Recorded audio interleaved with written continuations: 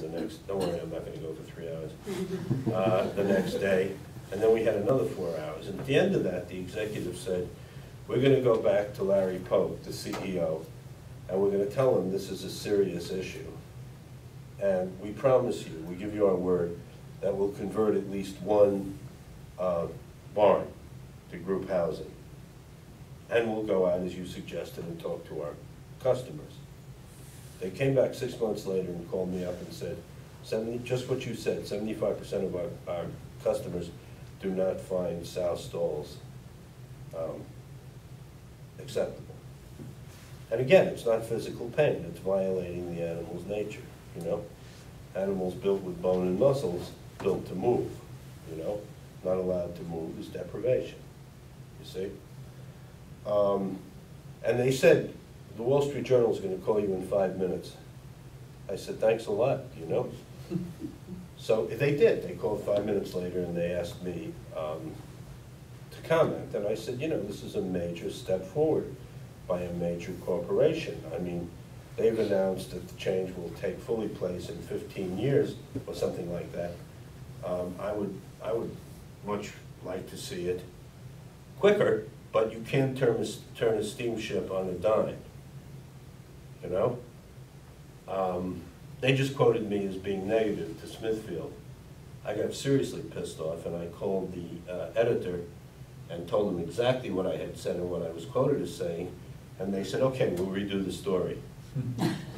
So Smithfield was extremely happy with me. And I just gave the keynote at Lewis and Clark Law School, which is one of the big environmental law schools and the biggest animal law school. And they told me that I could announce that by June of this year, 250,000 sows will be out of crates. It's not enough for Wayne Pacelli, but as far as I'm concerned, I'm delighted, you know?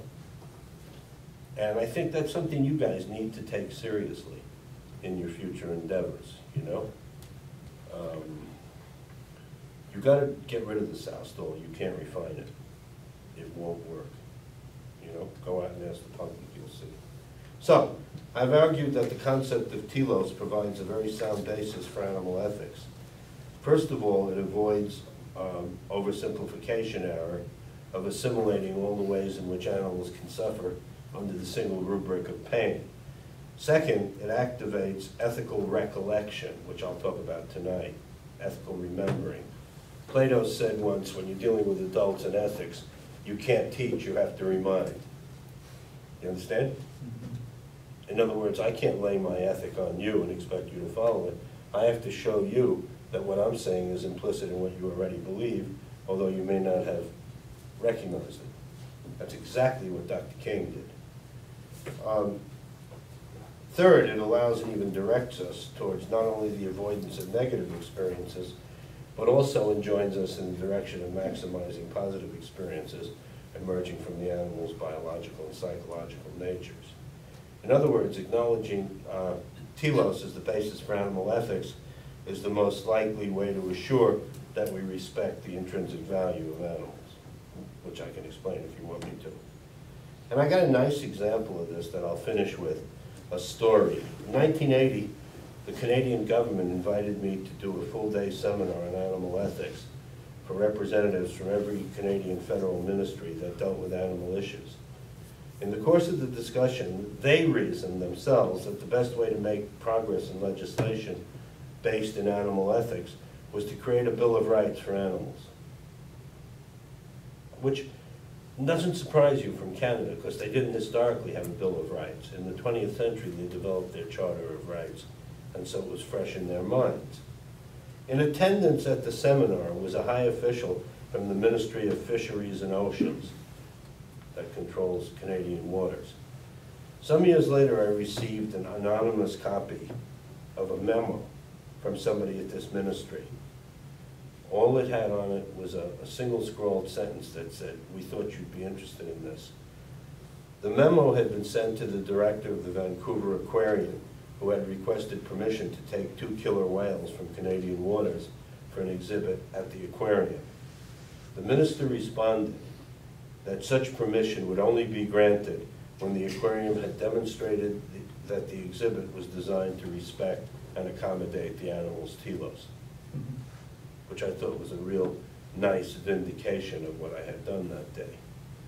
So I'm open to any questions you guys may have. I mean, I realize what I'm saying is revolutionary. Doesn't mean it's wrong, by the way. Yeah. We hear the statement a lot that the world population is going to double by 2050 and we have to feed all these people. So how would you, like, how do you respond to that as far as balancing?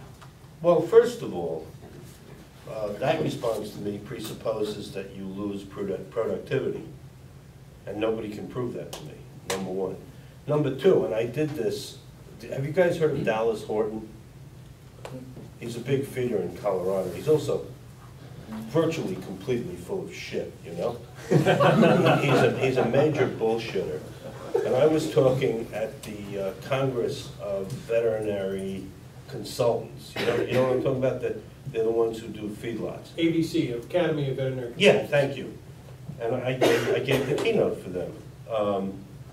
And immediately Horton gets up and says, well, you know, how are we going to feed the world? And I said, Dr. Horton, I know you well enough to know that your statement is extremely disingenuous. You know? I said this, word for word. I said, you don't give a shit about feeding the world unless the world's going to pay you for it. You know? Look, USDA tells me, and you would know if this is true, we can feed the world right now if we didn't expect to get paid for it. You know? Everybody involved in feeding the world. I was on the World Health Organization task force on antibiotic standards in the year 2000, and up jumped this sleazebag, head of the pharmaceutical industry coalition, with lots of pinky rings, you know? Kind of a feet-looking guy. And he said, well, obviously you don't care about the third world. Because if you did, you would realize that we can't feed the third world without antibiotics. And I said, thank you, God. I owe you a fatted calf. You have antibiotics now, sir. He said, yes. I said, you got all you want? Yes. I said, are you feeding the third world? Shut him up. You know? So I'm not crapping on what you said. Yeah, I know. I'm just... You know, that's not what we're about, number one. Number two, research that I did with Tim Blackwell in Canada, later confirmed by Iowa State University, if you've got a group pens for producing swine, your productivity remains exactly the same. And I got a friend up in Canada who pioneered in this. We'll give you his books to look at, okay? The only difference is your initial costs are cut in half because you don't need all the iron work that a sow stall requires, you see? So it's got to be looked at in a case-by-case basis whether these reforms will cost more money, less money, or the same. When the egg producers are going to Congress with the Humane Society advocating the European enriched cage, it tells you something. These guys are not going to create a system that puts them out of business. The point is that it's ethologically sounder. I mean, when we developed battery cages because they were convenient. Now we have another factor to vector in, the needs of the animals. Fair enough? Yeah, Larry. So, Bernie, you know, first thing I'll say, I've always appreciated your talks and your books because well, thank you. I think you bring sort of scholarly discussion of these things, almost to the point of being dispassionate. And this is such a passionate area. Yeah. And I think, you know, things sort of get lost in that, whatever You're sort exactly of loud, right. you know, shouting at each other. I think, you know, your point about stress response, and the point I want to make is that stress, you know, well documented, is not necessarily a negative thing. Correct. Many examples of where stress actually, you know, promotes a positive animal behavior or response or whatever, and of course it does, because that was built into, you know, animals in predator-prey situations and all the other things exactly that they deal with. And so my thought is that measuring the stress response is A, not necessarily a measure of a negative thing, and B, it's an acute measure. And so my thought is that, you know, so what's the endpoint we're going to measure in terms of meeting the animal's, you know, needs? And my thought is that our traditional sort of animal husbandry measures I agree. are probably great. And, you know, you bring up the point of the servals or whatever the cat was. Yeah, yeah. What were the things that they gave up? Food and reproduction. And these are the things we're really good at measuring. Exactly. You know, so. I agree with you, Larry. You know why I put in all this stress crap, because I was talking to a crowd of scientists. I mean, that's the point of connection between what they say and what I say. You guys know that. In fact, there's a wonderful, in one of my books, there's a wonderful example, thank you for raising this, of where the animal science community just failed because they didn't understand stress. They talked about the stress response being on or off. Remember? And then there was a paper by a French guy who had spent a year at the University of Illinois. I can't remember his name now. But he's a French expert on stress. And he pointed out that stress is not just on or off. That stress is modulated by the animal's cognition, which really apparently caused a shitstorm at the animal science meeting. Cognition. In actual fact, the research is patent and unequivocal. You doubtless know about Jay Weiss's executive monkeys, right? If the animal knows when an electric shock is coming and braces itself, it gives much less of a negative stress response. Even mice, and this is a guy named Mason, a psychiatrist, you raise the temperature for mice out of the neutral zone into the uncomfortable zone. If the animal knows it's coming, if it's gradual, they show very little stress response. If you zap them suddenly, they show major stress response. And he says, it's really cute, if you read the paper itself, he says, I don't know any other way to describe it, to say that the animal is a cognition, but that'll be explained physiologically someday. My response to that is don't hold your breath. I mean, I don't think everything can be reduced that simply to neurophysiology. Cognition doesn't really lend itself well to that. Just to show my age, I form a mental picture right now of Sophia Loren. So I think it's who? Don't you guys tell me who. The most beautiful woman, right? Larry, in the 20th century. And, you know, I have this mental picture of her, and I've got the picture too, so. You got the picture? TMI. When I lost 100 pounds, I had Sophia Loren dreams. She was in a negligee, but she was bringing me bowls of spaghetti. So help me God. But the mental picture I have of Sophia Loren has certain characteristics, you know what I mean? It's curvy, for example. If you look at the brain state that correlates with that, it's not curvy.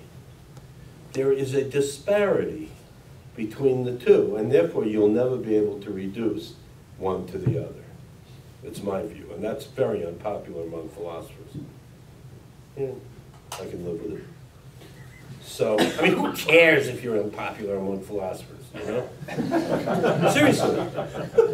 Bunch of nitwits. So, I take your point, and it's good. Okay? Other questions?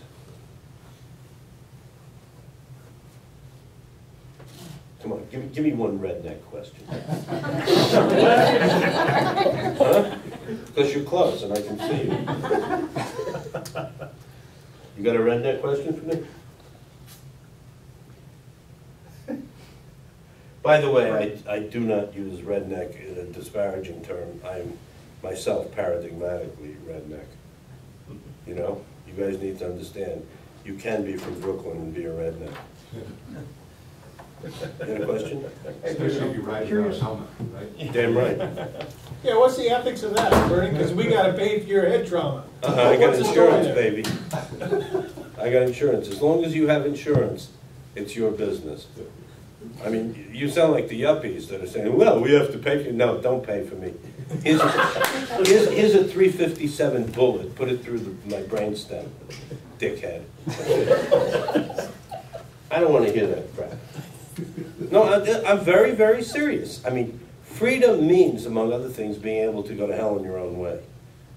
Don't you think? Right? I mean, they're taking these cowboys and making them wear helmets, and skiers and making them wear helmets. If they want to wear it, God bless them. If they don't want to wear it, also God bless them. You know? So. Brian, I'm curious about your views relative to how society over the last maybe 60, 70 years has really applied a lot of human traits to animals. Mm-hmm. You know, starting back Walt Disney and so on. And Sure. how does that play into the public's perception now of livestock production and animal care? Oh, sure. I mean, you hear all the time anthropomorphic extrapolations, you know? Well, I mean, all they've got to eat is the same ration. Near as I can tell, cows are happy with the same ration, you know what I mean? On the other hand, there is some anthropomorphism that's perfectly legitimate, or we wouldn't have animal models for research.